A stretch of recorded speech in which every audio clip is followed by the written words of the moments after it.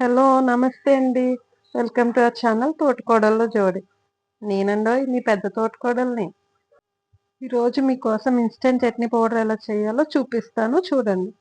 Schools అని, ఆఫీస్‌లని పరిగెత్తే ఈ బిజీ షెడ్యూల్‌లో ఈ చట్నీ పౌడర్ మీకు బాగా యూజ్ అవుతుందండి.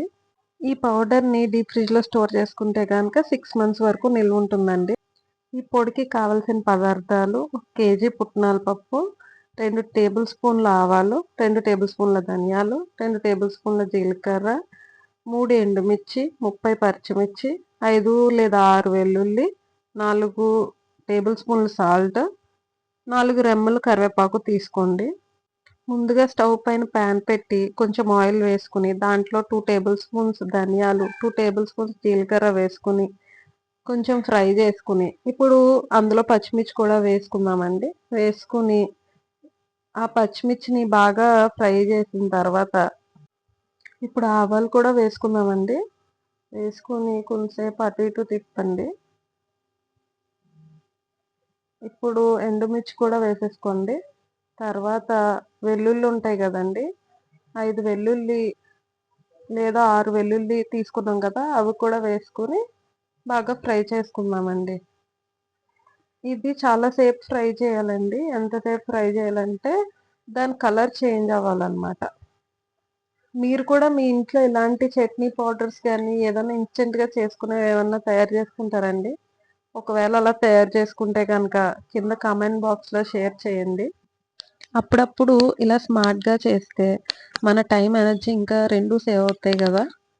ఇప్పుడు ప్యాన్‌లో చూసారా? ఆ కలర్ అది ఎలా చేంజ్ అయిందో? ఆ పచ్చిమిర్చి అది బాగా కలర్ చేంజ్ అవ్వాలండి. ఎందుకంటే పచ్చిమిర్చిలో వాటర్ కంటెంట్ ఉంటుంది కదా!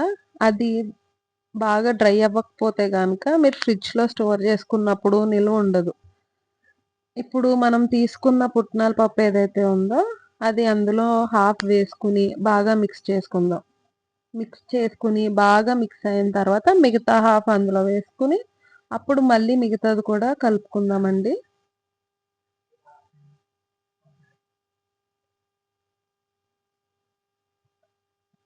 ఇప్పుడు మిగతాది కూడా వేసేసి బాగా కలుపుకోండి. ఇప్పుడు సాల్ట్ వేయండి. మనం తీసుకున్న 4 ఆర్ 5 టేబుల్ స్పూన్స్ సాల్ట్ ఉంది కదా, ఆ సాల్ట్ వేసి బాగా మిక్స్ చేయండి. పుట్నాల పప్పు కలర్ కొంచెం చేంజ్ అవ్వాలి. చేంజ్ అయిన తర్వాత స్టవ్ ఆఫ్ చేసేయండి.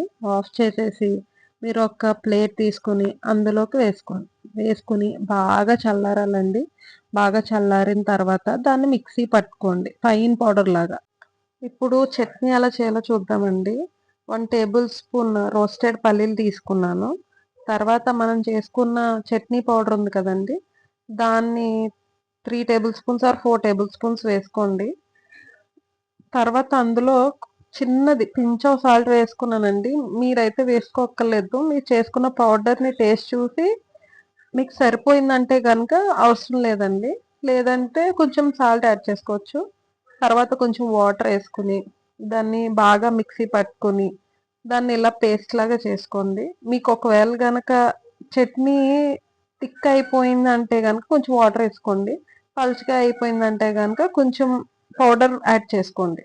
మా కోడళ్ళ దూకుడుని మరింత ఎంజాయ్ చేయాలంటే గనక వెంటనే సబ్స్క్రైబ్ చేసేయండి.